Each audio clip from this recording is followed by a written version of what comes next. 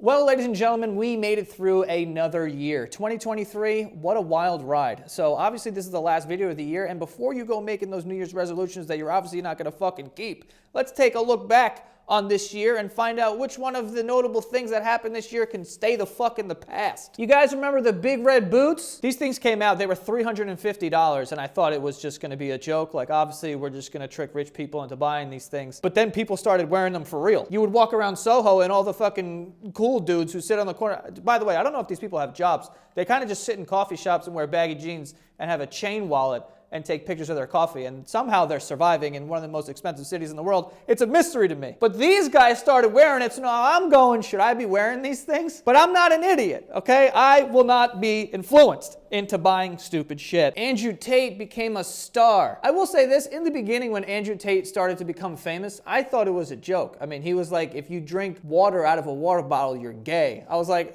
this is obviously the comedy, right? I will say, I think I've moved on from hating Andrew Tate to now hating all the people that he's created. Now I can't go on the internet for 5 seconds without seeing some dude in a suit, in sunglasses, indoors, on a podcast talking about how they make $400K a day and that's not a lot of money or something. Or that women are just here to suck your cock and make you a sandwich and that's pretty much it. Like, now all this content exists in the world. My biggest gripe with this entire thing is the sunglasses.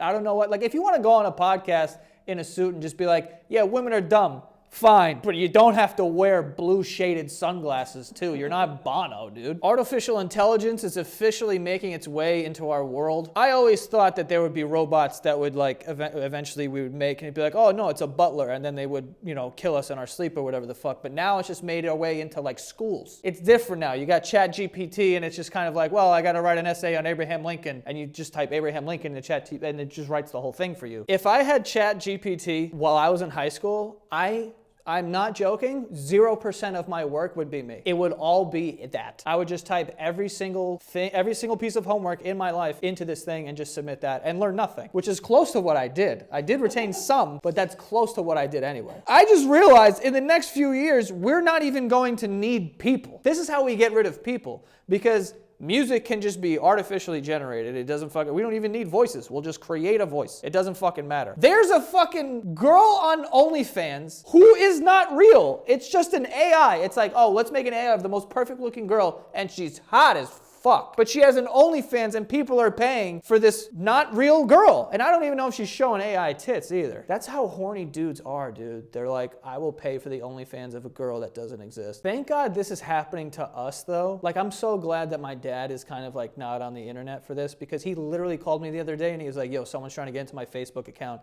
And I'm like, do you have Facebook? And he's like, no. And I'm like, what the fuck are you even talking about? So, like, it's so easy to fool that generation. I'm glad this is happening to us. Because if there was a picture of me getting railed by a horse sent to my dad, he'd be like, no, this is real. We won't be able to tell what's what in a few years. It's going to be fucking mayhem. Nothing's going to matter. Nothing's real. The Chinese spy balloon. I forgot about this. Yeah, I mean, this is so weird to me that this still works. I mean, we're living in a world where we can create artificial intelligence. We can make Kanye West do a country album. But how are we letting China fly balloons over our country? How can you not see a fucking balloon? I mean, you could see it from the ground. How does the government not see this thing flying? And they're all over the world. And they're taking surveillance or doing whatever, flying them over like nuclear sites and shit. It's a balloon. What if that was a ballistic missile? It's a balloon and it got above our country. You know what I mean? Like, this is weird. Oh, and I forgot that we shot it down. And China was like, what the fuck? And then they tried to say it was like a weather balloon. Bro, why do you give a shit about the weather above Montana? I live in this country and I don't give a fuck about the weather in New Jersey, which is right there. Don't give a fuck. Why would you care about the weather over Montana? Like, it was a horrible lie. You're a big country, a lot of money, you couldn't come up with a better lie than that. Next, we have Barbieheimer. For whatever reason, this was like a cultural phenomenon. And we had the Oppenheimer movie and the Barbie movie coming out at the same time. I saw neither of them. I still haven't seen either of them. It's not that I'm boycotting them. I would like to see them, but I was just like, once I heard that the Oppenheimer movie was like 8 hours long, I was like, I'm all good on that. And the Barbie movie, I don't know. I don't like going to the movies. Okay, the last time I was at the movies, I think I watched Avengers Endgame, and that was that. I don't know if I'm going to the movies for the Barbie movie. One day I will watch it, and maybe it'll get me back into rollerblading, because that was a fun time in my life when I was rollerblading. The Gilgo Beach killer was finally found. His name is Rex. I mean, unless you're a dog, go to jail. Okay, I'll be honest, this guy and my dad have the same haircut. And that's, I'm not kidding, they have the same haircut, and that's weird. But he was arrested and charged with killing at least 3 women in connection to these murders. I don't even remember when these murders were, but the dude was never found. It's like the Zodiac killer. And I don't know how the fuck that happens in this day and age where like there's so many ways to get caught. There's cameras everywhere in the world. You're telling me a couple of hookers go fucking missing and you can't find who killed them? Like, this is concerning shit. And listen, I don't think it's confirmed that this guy actually did this, but if you saw a picture of him, you'd be like, he did. Serial killer suspect Rex Heuermann hosted swinger parties? That guy's hosting swinger parties. Who's going to that? Think about how many times, though, that, like, hookers have been murdered by dudes, by serial killers. Like, a string of hookers go missing or a string of hookers get killed. That would be enough for me to not hook. You know what I mean? There's fentanyl in the cocaine. I've never done the stuff, but I'm definitely not doing it now. Instagram threads, or just threads. I don't use it anymore, and I don't think anyone does. That shit kind of came and went. And I could be wrong on that, but I haven't seen anyone be like, yo, follow me on threads. Like, we have one of these already. We don't need the exact thing again. This just felt like a desperate attempt to overthrow Twitter.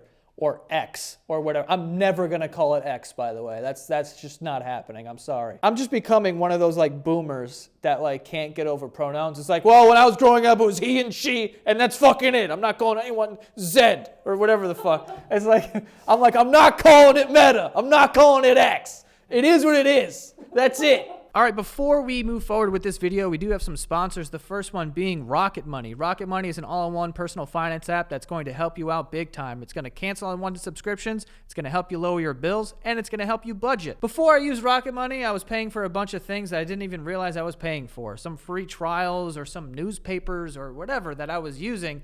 And I ended up saving a lot of money by using it because it was helping me identify these things that I don't even use anymore, and I was able to cancel them. And I know I'm not the only one that this happens to, because people on average are saving $720 a year when they use Rocket Money. But that's not even all. It could also help you lower your bills, and it helps you budget. There's a budget function within the app that will help you set a budget and know that you're not going over it every single month. It makes you more responsible with your money. Go to rocketmoney.com/Joe or click the link in the description to get started with Rocket Money, and you can unlock a lot more features with the premium. That's rocketmoney.com/Joe. Go now. And we also have SeatGeek. SeatGeek is the app where I buy all of my tickets. It's the #1 rated ticketing app in the App Store, and it's for good reason. I love their interface because you know when you're getting a good ticket and a bad ticket. Good tickets are typically dark green, and I recently went to a Rangers game and sat basically on the boards because it was a dark green ticket and it was super affordable for the seat that you were at. I've never sat that close before, but I was able to because of SeatGeek. I saw a dark green right there behind the net. I'm like, I'm going. But it's not just sporting events. It's concerts. It's plays. It's,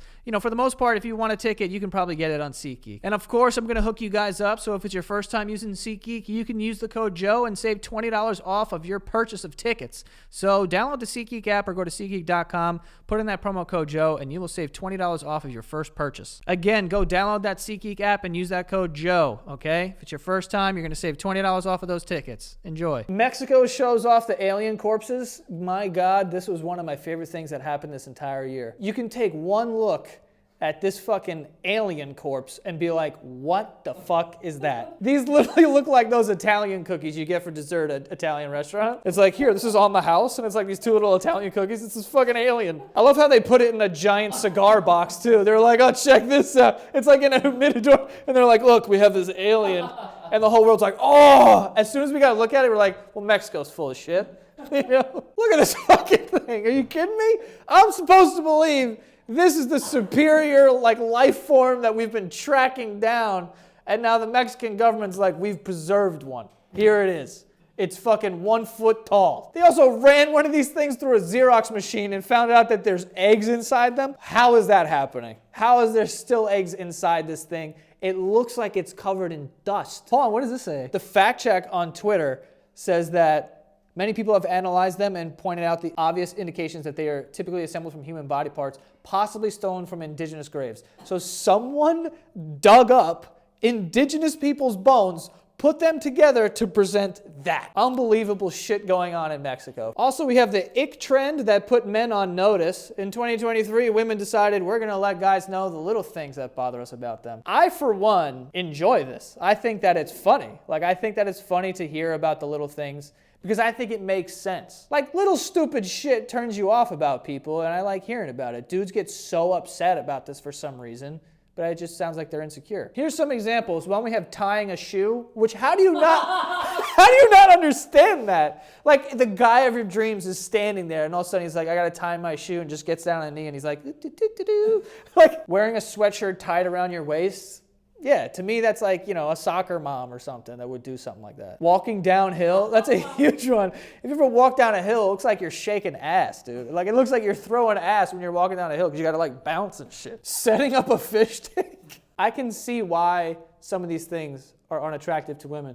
Like, if you met the guy of your dreams and he's funny, he's successful, he looks good, he smells good, he has all this stuff, but then he goes to jump in the water and he holds his nose and brings his like knees up to his chest, you're like, what the fuck was that? You know, like everything on paper looks good, but this dude's holding his nose when he's jumping into water. Fuck this guy. Someone just wrote kneeling.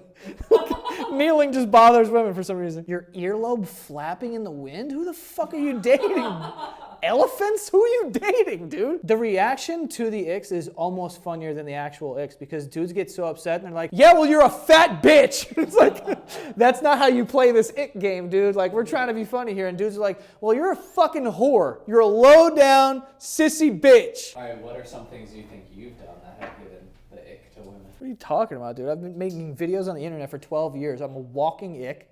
You can go back and watch any of those videos and be like, ugh. Also, we have Taylor Swift and Travis Kelce, huge story right now, honestly, but also this year. And all I gotta say is I'm praying for Travis Kelce because if this doesn't end up working out, this guy's dead. He's basically a dead man. I hope that it works out. I'm a big Taylor Swift fan, but she has a rabid fan base. And if they don't work out for whatever reason, people are gonna hate this guy. And people might show up and throw some stuff at him at his games. I have no idea. Also, we have the controversial Little Mermaid release. They remade the Little Mermaid and they made Ariel black.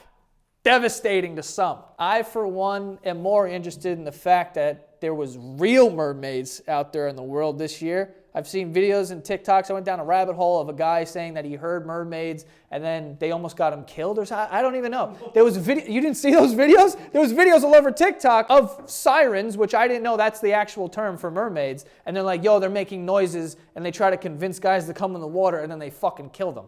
And I'm like, you guys are worried about the Little Mermaid being a tremendous black singer when you're not worried about the actual fucking mermaids that are killing the fishermen? The good news is these sirens are apparently out there in like the deep sea, which I will never fucking be. So I'm not getting eaten by mermaids. But I can understand fishermen diving into the water because imagine you're on a long voyage and it's just you and like 3 other fishermen dudes and you're like, oh, there's a horny girl in the water. I better jump off there and then you're going to get eaten, dude. It's a tough business. Well, there you have it, folks. 2023. It's a wrap on that. Hope you guys had a great year. Don't forget to subscribe and happy holidays and happy new year. See you next year.